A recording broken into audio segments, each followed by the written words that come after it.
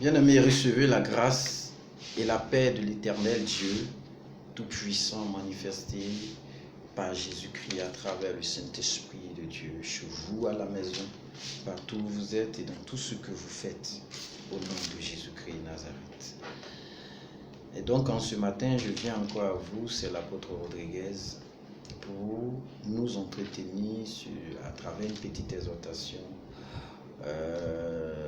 sur l'importance de la marche chrétienne, c'est-à-dire sur l'importance de l'objectivité chrétienne. Et donc ici, nous allons partir dans le livre de Romains, le Romains chapitre 1, à partir du verset 1 jusqu'au verset 7, que je vais lire rapidement.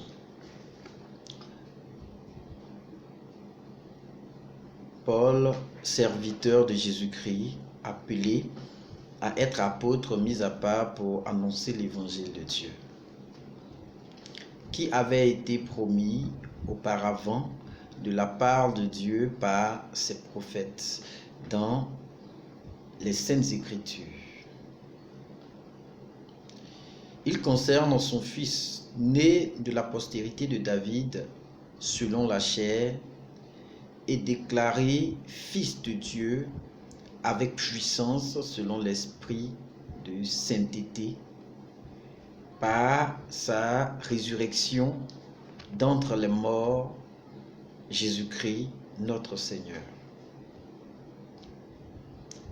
par qui nous avons reçu la grâce et l'apostolat pour emmener à son nom, à l'obéissance de la foi, tous les païens, parmi lesquels vous êtes aussi, vous qui avez été appelés par Jésus-Christ, aimés de Dieu, saints par vocation, et que la grâce et la paix vous soient données de la part de Dieu notre Père et du Seigneur Jésus-Christ. Amen. Et donc voici le passage que je voudrais partager avec vous ce matin. Bien-aimé, qui montre les différentes étapes d'un ministère dans la maison de Dieu, les différentes étapes d'un ministère dans la maison de Dieu. Et donc c'est très important. Ici déjà,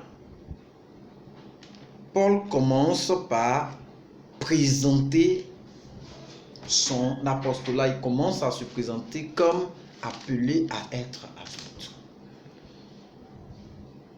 Ici, il est question de l'appel.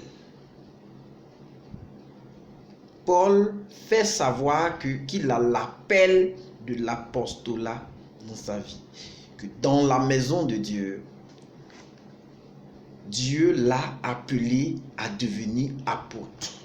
Et parce que Dieu l'a appelé à devenir apôtre, Dieu l'a mis à part. Donc Dieu l'a mis à part pour annoncer l'évangile. Dieu l'a appelé, Dieu l'a mis à part pour annoncer l'évangile. Voici l'appel. Dieu appelle. L'appel, c'est quoi? L'appel, c'est la capacité que Dieu donne à un chrétien de pouvoir entendre audiblement que le choix de Dieu s'est porté sur sa personne pour exercer un ministère particulier dans l'Église ou être assigné à une tâche particulière dans l'Église. Et c'est très important. C'est la capacité surnaturelle de Dieu à se faire entendre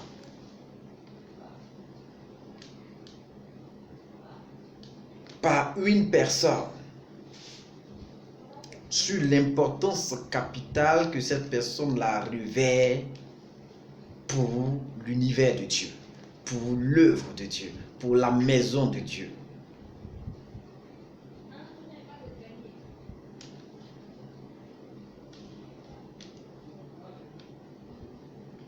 Bien-aimé, c'est important de comprendre ça. Quand Dieu t'appelle, ce n'est pas quelqu'un qui viendra te dire que Dieu t'a appelé. Dans un premier temps, le Dieu qui t'a appelé te parle audiblement. Il te parle clairement. Quand on a reçu l'appel de Dieu, l'information qui nous vient de l'extérieur devient la confirmation de l'appel. Parce que l'appel, Dieu ne va pas t'appeler par l'intermédiaire de quelqu'un d'autre. Dieu va t'appeler audiblement parce que c'est toi qui es le centre d'intérêt. Et c'est toi, c'est ta vie qui est en jeu. Et donc Dieu ne peut pas s'amuser avec une question aussi sérieuse. Le deuxième point, il met à part quand il appelle.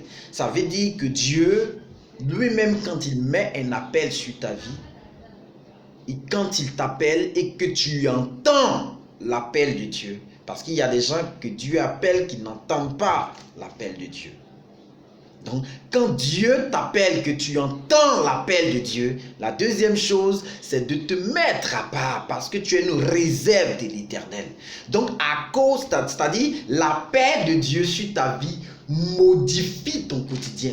L'appel de Dieu sur ta vie modifie ton rythme de vie. L'appel de Dieu sur ta vie modifie tes habitudes, que ce soit vestimentaire, alimentaire ou tes fréquentations. L'appel de Dieu sur ta vie modifie ton raisonnement. L'appel de Dieu déjà sur ta vie crée un changement positif en toi. De sorte que tu ne peux pas te confondre, tu ne peux pas te corrompre. Bien-aimé, l'appel de Dieu sur ta vie fait de toi une personne remarquable qui se distingue.